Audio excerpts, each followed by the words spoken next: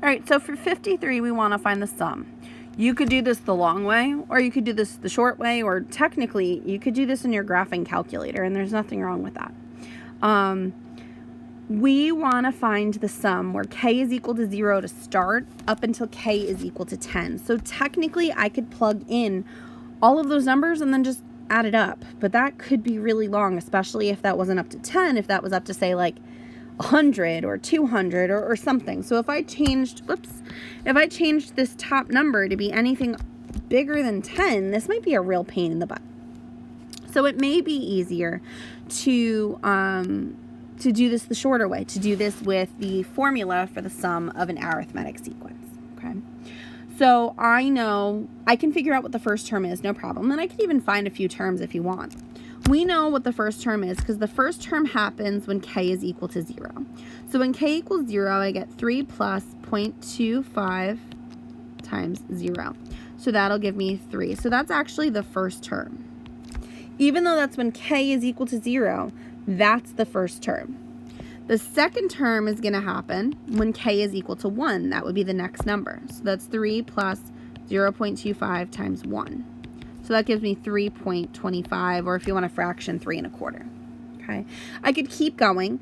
A sub 3 is going to be now the next k, which would be when k is 2. So that's going to give me 3.50. And I could keep going after that, but hopefully I start to notice I'm adding a quarter. I'm adding 0.25. Okay.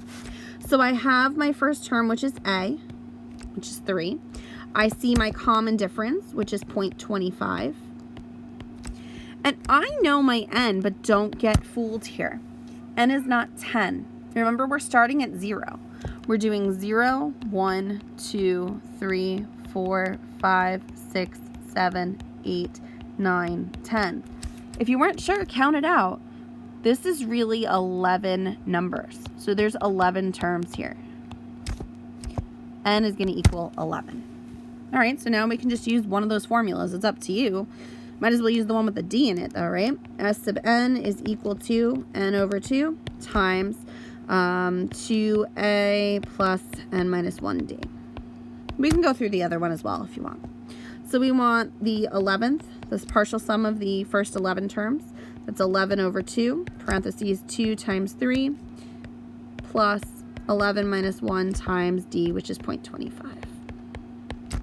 All right, so again, I'm going to leave that 11 over 2 because it's not nice. That's 6 plus 10 times 0.25. 10 times 0.25 should give me 2.5. Whoops. So 11 over 2, we're already in decimals. We might as well go with it. That's 5.5. 6 plus 2.5. So I'm running out of space here. That's going to give me, let's see, 5.5 times 8.5. 5.5 times 8.5 gives me 46.75, and I hope that's what I put. Now, if you left this as a fraction, that's totally fine. You could have gotten 46 3/4. I think you would have gotten, I think it was like 187 over 4. Whatever it is, it'll divide out to the decimal, 46.75. I don't care if it's a fraction. I don't care if it's a decimal. Just need it to add up. You could do it the other way. So if you wanted, the other formula we had was S sub n is equal to, what was it? N parentheses a plus an over 2. We just need to know the last term, right? So far we know we want term, we've got 11 for the n, we've got 3 here plus something over 2. So we just need to figure out what's a sub n first.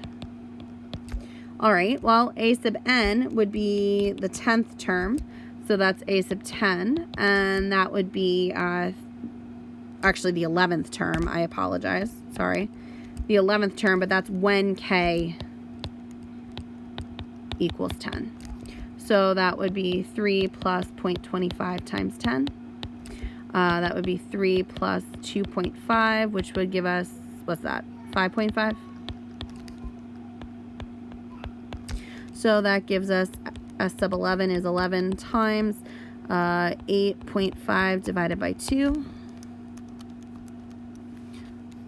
So S sub 11 is 11 times 4.25. So again, we get 46.75. It doesn't matter, it's preference, either one. This